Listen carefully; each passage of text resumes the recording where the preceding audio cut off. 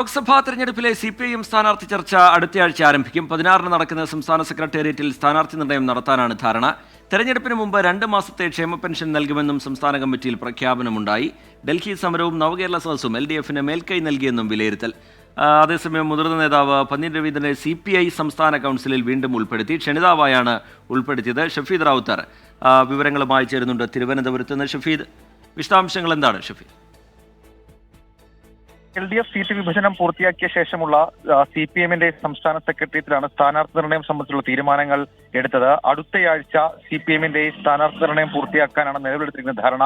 അടുത്ത സെക്രട്ടേറിയറ്റ് 16-ാം തീയതി ചേരും. അതിനു മുൻപ് CPM സ്ഥാനാർത്ഥികൾ, അതായത് 15 സീറ്റിൽ മത്സരിക്കുന്ന CPM സ്ഥാനാർത്ഥികളെ സംബന്ധിച്ച കൃത്യമായ ഒരു തീരുമാനം അത് CPM-ൽ നിന്നുണ്ടാകും. തിരഞ്ഞെടുപ്പിന് മുൻപ് 2 മാസത്തെ ക്ഷേമ പെൻഷൻ നൽകുമെന്നും സംസ്ഥാന കമ്മിറ്റിയിൽ പ്രഖ്യാപനമുണ്ട്. ജനങ്ങളുടെ പ്രതിഷേധം അതോടെ ശമിക്കുമെന്ന പ്രതീക്ഷയിലാണ് CPM-ന്റെ ഭാഗത്ത് നീങ്ങിയൊരു നടപടി ഇപ്പോൾ ഉണ്ടായിരിക്കുന്നത്. തിരഞ്ഞെടുപ്പിൽ മികച്ച സാധ്യതയെന്ന് സംസ്ഥാന സമിതി വിലയിരുത്തുകയും ചെയ്തിട്ടുണ്ട്. ഡൽഹി സമരവും നവകേരള സദസ്സും LDF-ന് മേൽക്കൈ നൽകി. അത് ജനങ്ങളെ ഒപ്പം നിർത്താൻ സഹായിച്ചു എന്നുള്ളൊരു വിലയിരുത്തൽ CPM സംസ്ഥാന സെക്രട്ടേറിയറ്റിൽ ഉയർന്നിട്ടുണ്ട്. നാളെയും CPM സംസ്ഥാന സെക്രട്ടേറിയറ്റ് തുടരുകയും ചെയ്യും. അതേസമയം CPI സംസ്ഥാന കൗൺസിലും ഇന്ന് തിരുവനന്തപുരത്ത് പുരോഗമിച്ചിരുന്നു. CPI സംസ്ഥാന കൗൺസിലിൽ പന്ന്യൻ രവീന്ദ്രനെ വീണ്ടും കൗൺസിലിൽ ഉൾപ്പെടുത്താൻ തീരുമാനിച്ചിട്ടുണ്ട്. ക്ഷണിതാവായിട്ടാണ് ഉൾപ്പെടുത്തുക. 75 വയസ്സ് പ്രായപരിധിയിൽ നേതൃസമിതിയിൽ നിന്ന് ഒഴിവാക്കിയതായിരുന്നു.